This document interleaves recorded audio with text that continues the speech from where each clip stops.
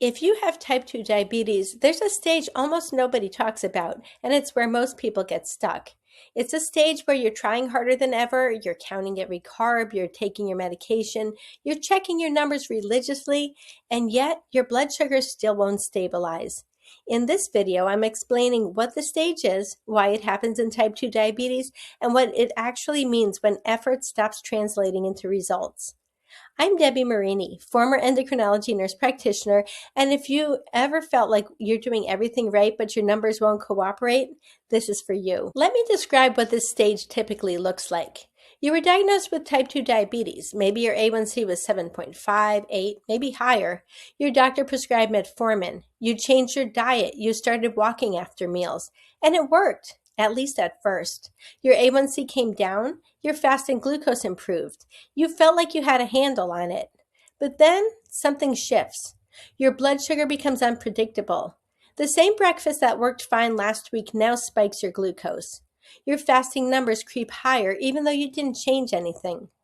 Your doctor increases your medication. You restrict your diet even more. You double down on effort. But the harder you try, the more the numbers seem to push back. This is the stage where you're trying harder than ever, you're watching your food meticulously, you're compliant with medication, but your blood sugar still won't stabilize. And you start wondering, what am I doing wrong? Here's what I want you to understand. This doesn't mean you're failing. It usually means the system regulating blood sugar has become disrupted. And when that happens, pushing harder doesn't always work. So why does this stage happen? To understand it, we need to talk about what's actually regulating blood sugar in your body. Blood sugar regulation isn't just about how much sugar you eat or how much medication you take. It's controlled by a complex metabolic system involving insulin signaling, cellular insulin sensitivity, liver glucose production, gut hormone communication, inflammatory signaling, microbiome balance. In the early stages of type 2 diabetes, your body can still compensate. Your pancreas produces extra insulin to cover insulin resistance. Your liver adjusts its glucose output. Medication helps push glucose into cells. The system is strained, but it's still functioning. But over time, especially when the underlying drivers of insulin resistance aren't addressed, the system becomes more and more disrupted. Insulin resistance deepens. Inflammation increases. Gut function deteriorates. Hormonal signaling becomes chaotic, and eventually you hit a tipping point. This is the stage where compensation stops working, where effort doesn't translate into results the way it used to. Your body's trying to regulate blood sugar, but the signals aren't getting through properly anymore. It's not that you're not trying hard enough. It's that the system itself has become dysregulated. Here's what conventional diabetes management typically does at this stage. Your A1C is creeping up, your fasting glucose is high, so your doctor increases your medication. Metformin dose goes up. A second medication is added, maybe a sulfonylurea, a GLP-1 agonist. If that doesn't work, insulin is introduced. And yes, medication can push blood sugar down. That's what it's designed to do. But here's the problem. Medication doesn't fix the disrupted system. If insulin resistance is being driven by chronic inflammation, gut dysfunction, or metabolic inflexibility, adding more medication manages the symptom while the root problem continues running in the background. Your blood sugar might stabilize temporarily with a higher dose, but the underlying system is still dysregulated. And eventually, you hit another plateau. Another medication is added, another dose increase. This is why so many people with type 2 diabetes describe their condition as progressive. Not because it has to be progressive, but because the system driving the problem is never actually addressed. So what's actually happening at this stage? What's causing the system to become so disrupted? In most cases, it's what I call the metabolic inflammation loop. Here's how it works. Step 1, chronic inflammation, often originating in the gut, blocks insulin signaling. Your cells become resistant to insulin. That's insulin resistance. Step 2, because insulin isn't working efficiently, glucose stays in your bloodstream. Your pancreas compensates by producing more and more insulin. That's hyperinsulinemia. Step 3, high insulin and high blood sugar create oxidative stress and more inflammation. That inflammation further blocks insulin signaling and damages gut integrity. Step 4, Gut dysfunction worsens.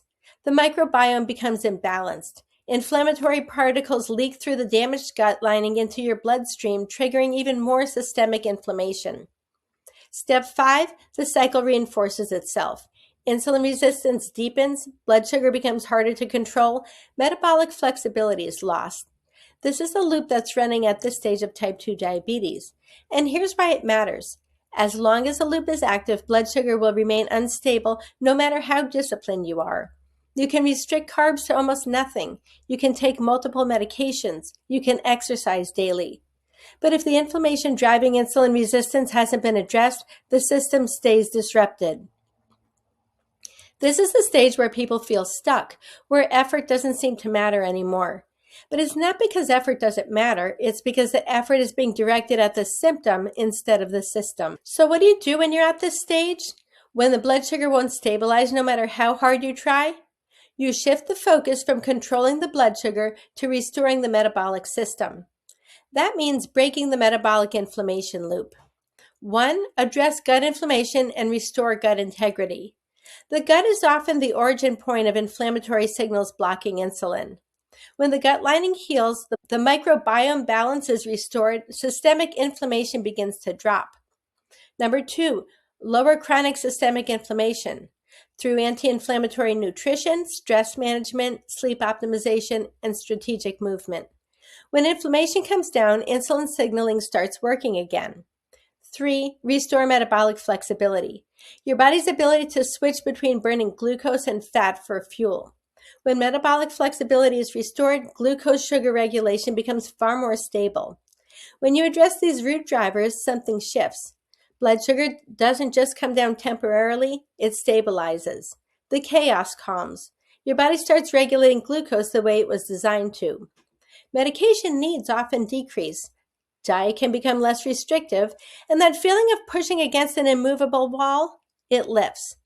Not because you suddenly tried harder, but because you finally addressed the system. If you're at this stage right now, where effort doesn't seem to translate into results, I want you to hear this. You're not stuck forever. This stage doesn't mean your condition is irreversible. It doesn't mean you've failed. It means the approach you've been given is incomplete. When you understand what's actually driving insulin resistance, when you address the metabolic inflammation loop instead of just chasing blood sugar, this stage can shift.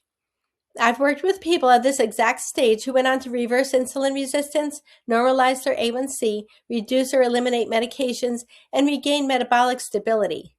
Not through more restriction, not through more medication, but through actually addressing what was broken. The stage of type 2 diabetes where blood sugar won't stabilize, despite your best effort, is one of the most frustrating experiences in metabolic health. But it's not a dead end. It's a signal that the system needs to repair, not just symptom management.